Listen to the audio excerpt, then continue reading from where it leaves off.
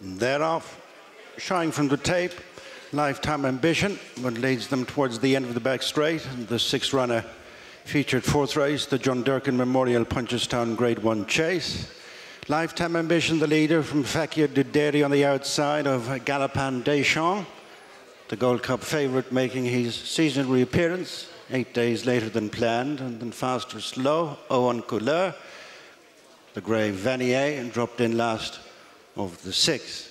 Coming to the first of 15 fences, Lifetime Ambition, the leader, from Fakir D'oudairies, Galopin Des Champs, the quartered colours on the inside. Moving up to the leaders is Fast or Slow, and then Owen Couleur and Vanier. Fence number 2 coming up on the approach to the straight. Lifetime Ambition with the nose band in front. Fakir D'oudairies, Galopin Des Champs, Fast or Slow, Vanier, Owen Couleur, as they turn into fences 3 and 4.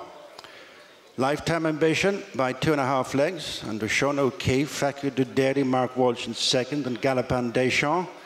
Paul Townend disputing third place with Fast or Slow and JJ Slevin, then Owen Couleur. Brian Cooper, Vanier, the back marker, Key Donoghue.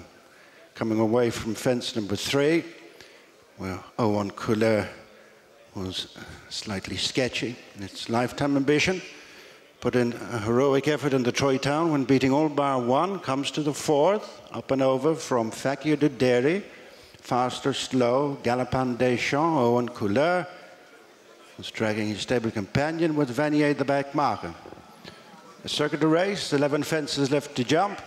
Lifetime Ambition by a couple of lengths to Fakir D'oudairies, 4-time Grade 1 winner, 4th in last year's renewal. And Fast or Slow, Galopin Des Champs is 2 behind Owen Couleur and Vanier as they go uphill to fence number 5. Lifetime Ambition with a mistake there. Fakir D'oudairies sent some birch flying. Galopin Des Champs has moved off to pick the second spot. And then Fast or Slow, Owen Couleur and Vanier uphill to number 6. Lifetime Ambition, Galopin Des Champs, Fast or Slow on the outside of Fakir D'oudairies, and then Owen Couleur and Vanier. Downhill they go. Lifetime Ambition stretches the lead to over 3 lengths from Fast or Slow, jumping Irish fences for the first time. And then Galopin Des Champs, Fakir D'oudairies now back 4th, with the final couple, Vanier and Owen Couleur. Downhill to fences 7 and 8.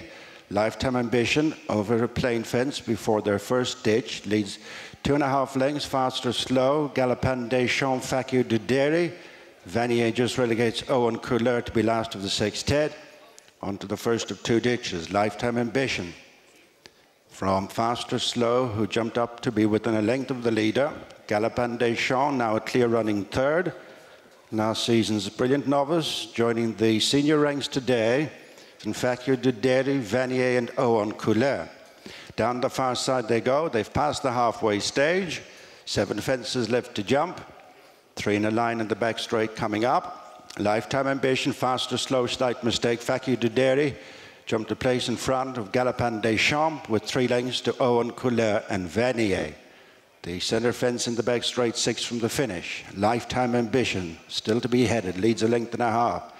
Over in second is Fast or Slow. Pressure's a little between Fakir D'oudairies and Galopin Des Champs for the 3rd place, with a couple of lengths back to Vanier, who keeps company with Owen Couleur at the back of the field. The fence, at the point at which they started, their final ditch, 5 from the finish. Lifetime Ambition from Fast or Slow, Galopin Des Champs, Fakir D'oudairies, the white cap on the outside, and under grey, Vanier and Owen Couleur. Turning at the 5 mark with 4 fences left to jump in the John Durkan Memorial Punchestown Chase. Lifetime Ambition by less than 2 lengths. In second place and poised is Galopin Des Champs, and Fast or Slow, Fakir D'oudairies, as they pass the 4 mark, and then Vanier and Owen Couleur. For the jump, Lifetime Ambition by 1 length to Galopin Des Champs, and then Fakir D'oudairies, Fast or Slow, niggling along in between horses, then Vanier and Owen Couleur. Coming to the 3rd last fence on the approach to the straight, Lifetime Ambition, the check colours. From Galopin Des Champs and Fakir D'oudairies Over 3 fences from the finish, Lifetime Ambition almost joined by a smooth-going Galopin Des Champs as Mark Walsh gets after Fakir D'oudairies in third, and then Owen Couleur turning in with 2 fences left to jump, and Galopin Des Champs leads for the first time in the race, takes over from Lifetime Ambition, Fakir D'oudairies, and then Owen Couleur, the second last. Galopin Des Champs over by a couple of lengths to Lifetime Ambition. Fakir D'oudairies is trying to make a fist of it on the outside, then Owen Couleur, and faster, slow, and coming to the final fence. The leader is Galopin Des Champs and Paul Townend. At the last, over and clear from Fakir D'oudairies, and next to the inside is Lifetime Ambition. What better way to start Christmas week as Galopin Des Champs wins the John Durkan Memorial Punchestown Chase. On his return to action, exciting times lie ahead. Fakir D'oudairies, second Lifetime. Yes, Willie Mullins has just landed his 9th Grade 1 John Durkan. A lot of water's passed under the bridge since Florida Power gave you your first winner back in 2001 under Paul Carvery.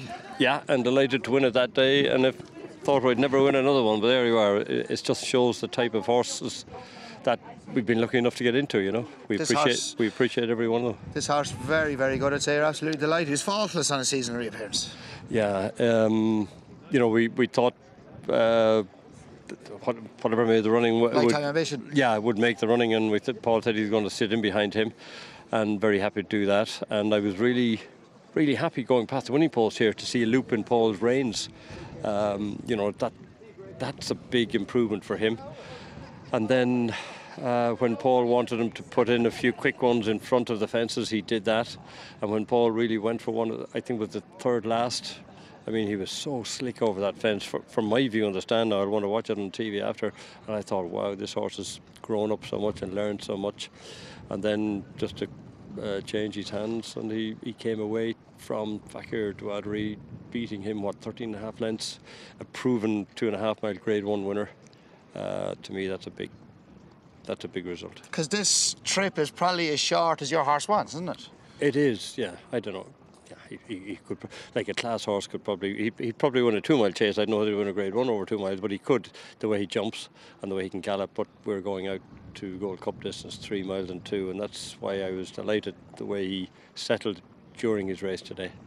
Was that the plan coming here? Because we were used to seeing him over fences, Paul letting him bowl along in front last year. Was that the plan? I know Lifetime Ambition was in a confirmed front runner, but was that the plan, just to drop him in and get him to switch off today? Well, we didn't talk too much about him, myself and Paul, but here in the parade ring before the race, I just asked him what was going to happen. He said Lifetime Ambition was going to make it. I said, that's brilliant, just drop in behind that. And he said, that's what I aim to do.